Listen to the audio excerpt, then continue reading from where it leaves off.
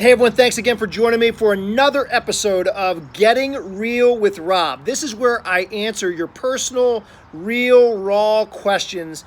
So hopefully you actually get to better know how I tick, how I'm made, how I'm wired, why I think the way I think. So thanks for joining me.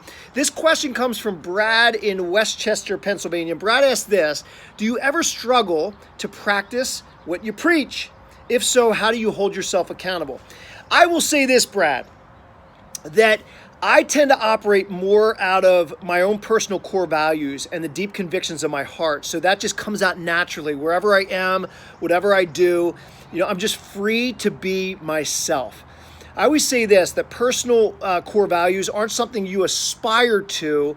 It's kind of who you are in the place that you're living out of all day long. You're actually making decisions out of this day, all these things, these core values, these deep convictions of the heart all day long, and may not realize it. So at the end of the day, practicing what I preach, I'm always based on who I am, how I live, it just naturally comes out. I become, in a sense, a little bit more like a fire hydrant of, just passion and enthusiasm, and these values that are so impressed, so imprinted on my heart, can't help but come out.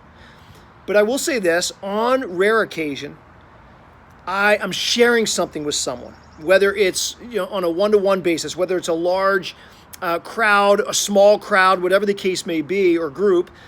And I'm like, as I'm sharing it with them, I'm like, ooh, I need to revisit this one again. And it cuts me right to the heart. And so, once in a while, again, I'll say on rare occasion, I'll be sharing something with someone. I'm like, I need to put this to use. I haven't done this for a while.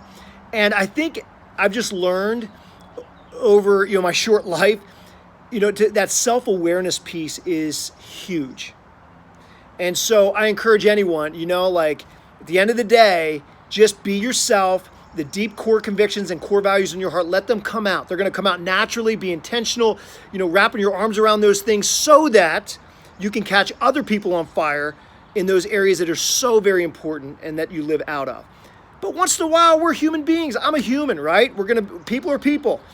But if you can have a level of self-awareness, and that's what emotional intelligence, if you're familiar with the term EQ, which I'm sure you are, Brad, and other people, but emotional intelligence starts with awareness, self-awareness. And the more self-aware we are of certain things, then now we can have better self-management. And when we have better self-management, now it's social awareness increases, as well as social, just be able to handle social situations, be proactive with people and sensitive to meeting their needs, etc.